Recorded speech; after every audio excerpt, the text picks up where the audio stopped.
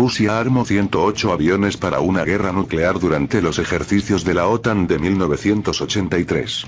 Desde 2019, Estados Unidos ha invertido miles de millones en el desarrollo de nuevos sistemas de misiles lanzados desde tierra como los que ayudaron a provocar un susto de guerra nuclear en noviembre de 1983, pero que posteriormente fueron prohibidos por ser demasiado peligrosos para la paz. Informa Morgan Artiukina. Los documentos recientemente publicados por el Departamento de Estado de Estados Unidos revelan hasta qué punto los dirigentes soviéticos creían que un juego de guerra provocador y ultrarrealista de la OTAN a finales de 1983 era una tapadera para un auténtico primer ataque nuclear contra la Unión Soviética.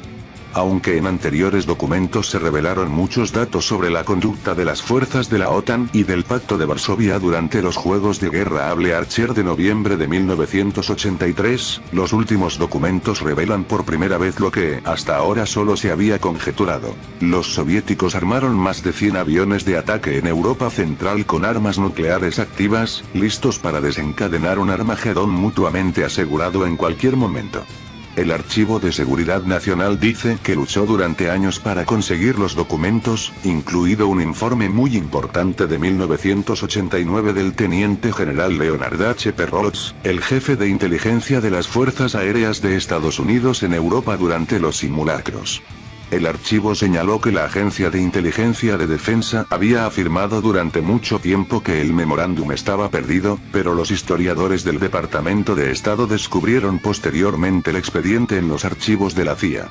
El memorándum de Perrots revela que la situación de ojo por ojo que se produjo durante los juegos de guerra, a medida que cada parte subía a la apuesta con una postura cada vez más agresiva, estaba mucho más cerca de estallar de lo que el público creía, o de lo que el Pentágono admitía.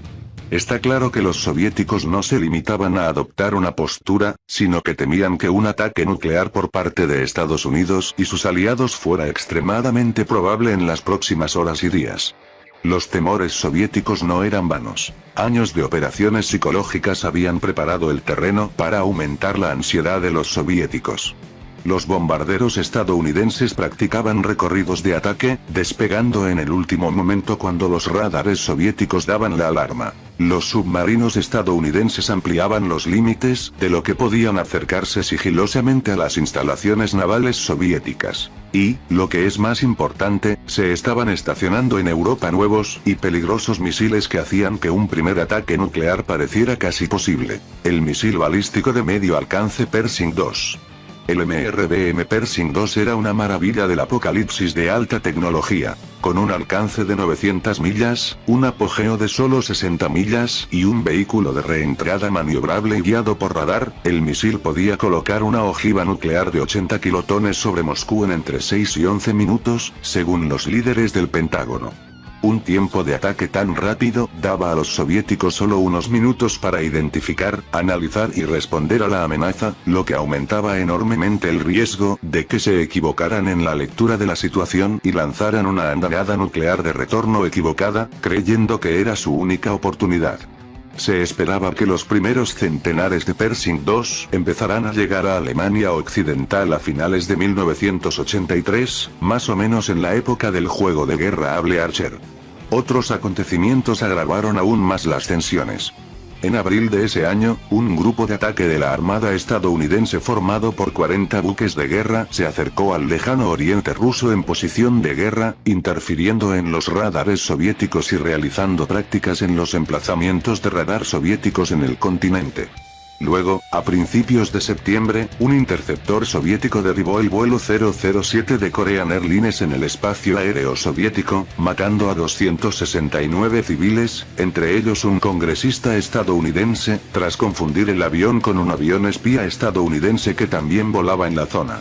Más tarde, ese mismo mes, un error en un radar soviético pareció mostrar el lanzamiento de un misil nuclear desde Estados Unidos, y los preparativos para un contraataque solo fueron evitados por un comandante mental que sospechaba que el ordenador estaba equivocado.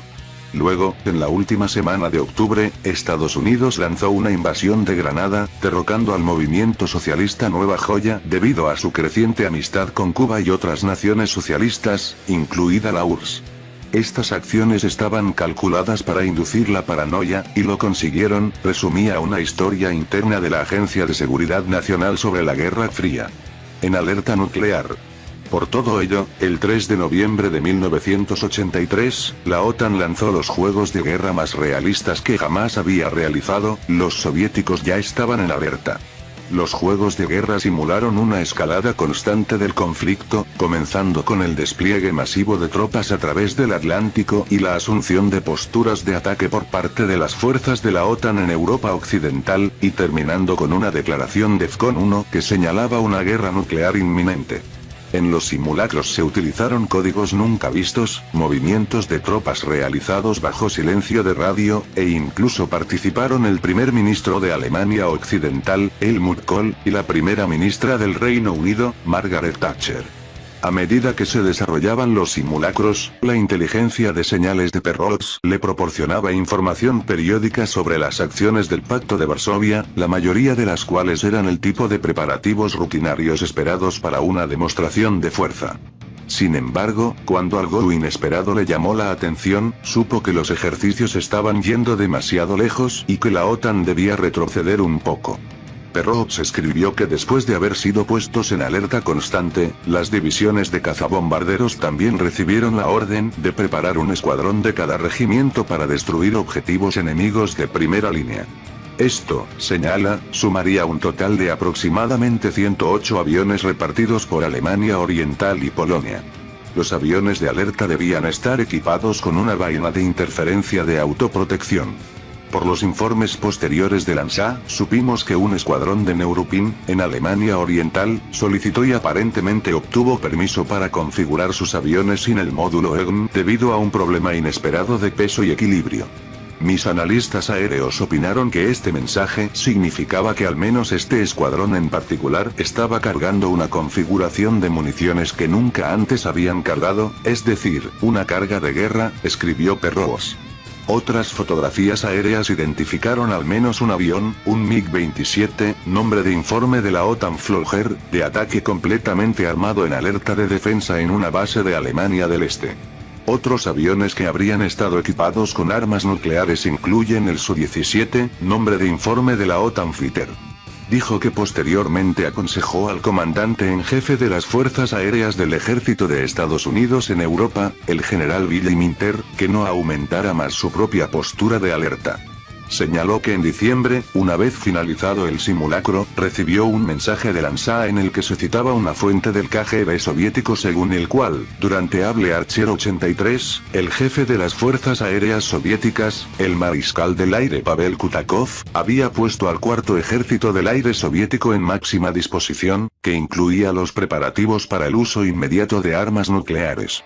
Otro documento del expediente, un extenso informe de 1990 para la Junta Asesora de Inteligencia Exterior del entonces presidente estadounidense George H.W. Bush, señalaba que en 1983, puede que hayamos puesto inadvertidamente nuestras relaciones con la Unión Soviética en una situación límite. El ahora destrozado Tratado INF pretende evitar que se repita.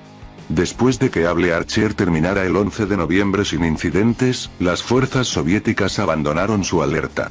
Tras ello, el presidente estadounidense Ronald Reagan comenzó a adoptar una postura diplomática más moderada y, 4 años después, las dos superpotencias nucleares acordaron el Tratado de Fuerzas Nucleares de Alcance Intermedio, INF, que prohibía armas como el Pershing II. En 2019, la administración Trump se retiró del Tratado INF, alegando que Rusia había violado sus términos al introducir el misil terrestre Iskander. Rusia ha negado estas afirmaciones, diciendo que su alcance no violaba el tratado. Sin embargo, pocos días después de que el tratado caducara en agosto de 2019, Estados Unidos comenzó a probar sus propios misiles que habrían violado el tratado, y ahora tiene varias armas de este tipo en desarrollo.